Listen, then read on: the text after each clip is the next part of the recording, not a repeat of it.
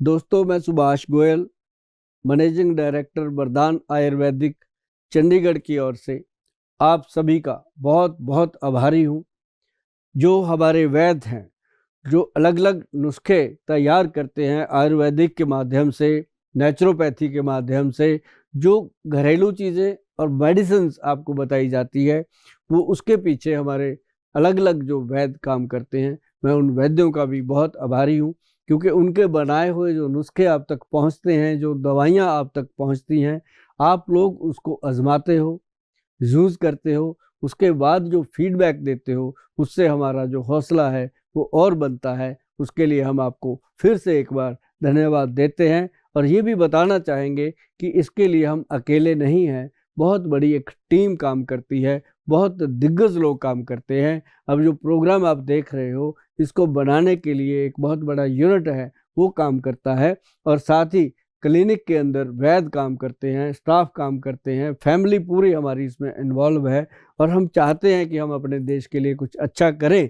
और उसके ज़रिए चलते चलते हमारे साथ बहुत दिग्गज लोग, जैसे पंजाबी फिल्म इंडस्ट्री से और बॉम्बे की हिंदी फिल्म इंडस्ट्री से बड़े बड़े दिग्गज लोगों ने हमारा सहयोग किया है, हमारे साथ जुड़े हैं और उनमें से आज बहुत ही खास मेहमान मैडम उपासना सिंह जी हमारे साथ शो में मौजूद हैं। आइए मिल करके उनका स्वागत करते हैं। जी मैडम जी, बहुत बहुत स्वागत आपका दोबारा से फिर हमारे विशेष कार्यक्रम सुभाष गोयल हेल्थ शो में।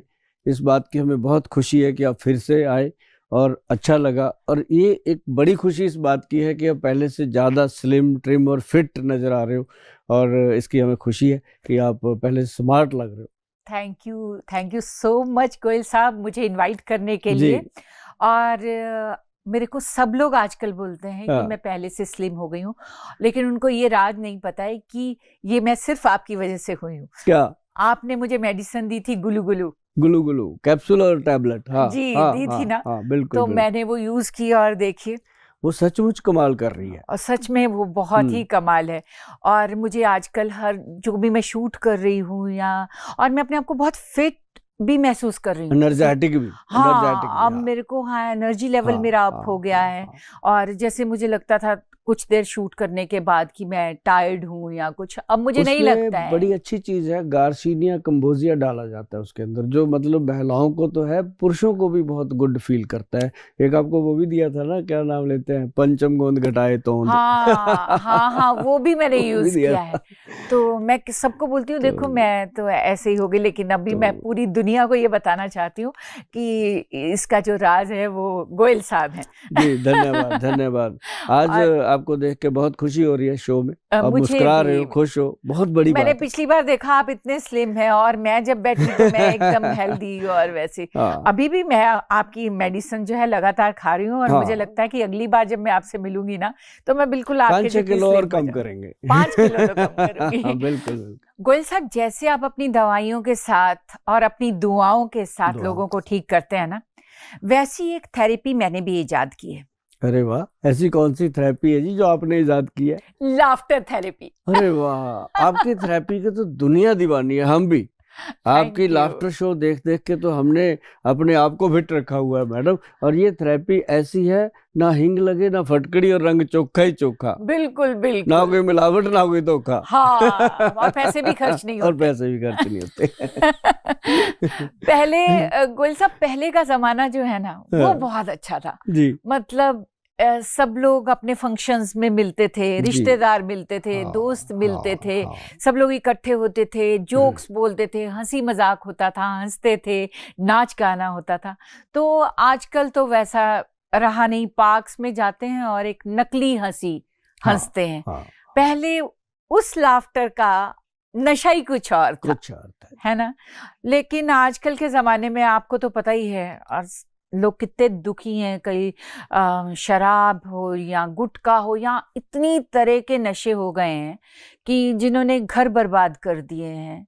और मैं तो बहुत सारी फैमिलीज को, ऐसी फैमिलीज को मिली हूँ जो रोते हैं कि मतलब ये हमारे बच्चों ने ड्रग्स लेना शुरू किया और कैसे बहुत सारे बच्चे रहे नहीं दुनिया में। ये ना मैडम बहुत बड़ी प्रॉब्लम हो गई है कि अकेलापन, हाँ। और लोगों को आपस में रिश्तेदार, पहले क्या होता था, जैसे मान लो कोई मैट्रिक के एग्जाम हो गए तो घरों में बुआ के फूफे के इधर उधर बच्चे आते थे, माहौल चेंज होता था, एक दूसरे को हाँ। समझते थे, बच्चों को डेवलप होने का समय में। अब तो मतलब बच्चे मोबाइल से बाहर नहीं निकल रहे, माता पिता अपने मोबाइल से बाहर नहीं निकल रहे।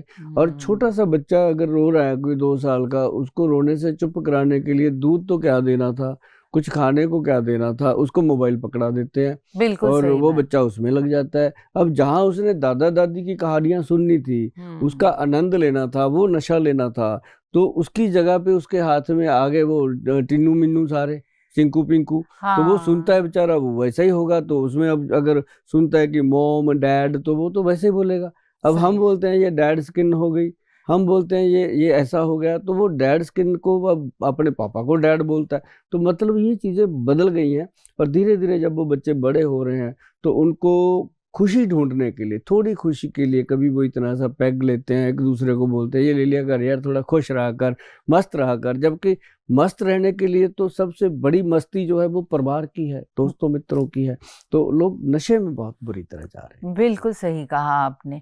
मतलब इतने यंगस्टर्स, मैं तो बहुत खुशकिस्मत हूँ कि मेरे बेटे ने कभी शराब अरे और वाह। नशे को नहीं छुआ।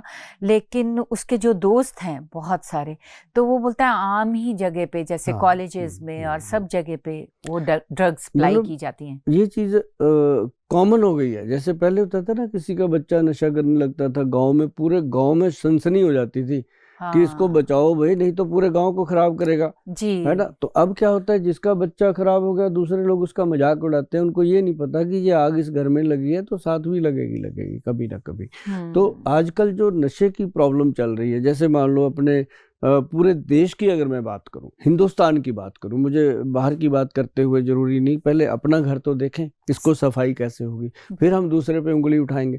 तो मतलब अपने पूरे देश में गुटखा, खैनी, तम्बाकू के कारण इतने लोग कैंसर से पीड़ित हो रहे हैं जी। माउथ कैंसर, लंग्स कैंसर से पीड़ित हो रहे हैं। फिर दूसरा, शराब के कारण लोगों को brain haemorrhage, brain stroke, brain में मतलब वीकनेस, भूलने की आदत। मतलब शराब इंसान को बिल्कुल निकम्मा कर रही है। शराब भी असली मिले तो माने। अब जी। शराब में, गुटखा खैनी में है क्या, मतलब वो एक ऐसी हेल्थ को कबाड़ कर देने वाली चीजें हैं। लोग कैसे यूज कर रहे हैं भगवान ही जाने। बिल्कुल। और आपकी दुनिया बहुत शुक्रगुजार है कि आपने ऐसी ऐसी दवाइयाँ ईजाद की हैं जिनकी वजह से लोगों ने नशा छोड़ दिया है, बहुत से लोगों ने। और मैं पिछली बार आपके क्लिनिक आई थी तो मैंने देखा था कि लोग कितना आपको थैंक यू बोल रहे थे, परिवार आ रहे थे और आपको बोल रहे थे कि आपकी वजह से हमारे बच्चों ने नशा छोड़ा है। बिल्कुल उनकी बात ठीक है। वो लोग तो कई बार कहते हैं कि जी आपकी वजह से।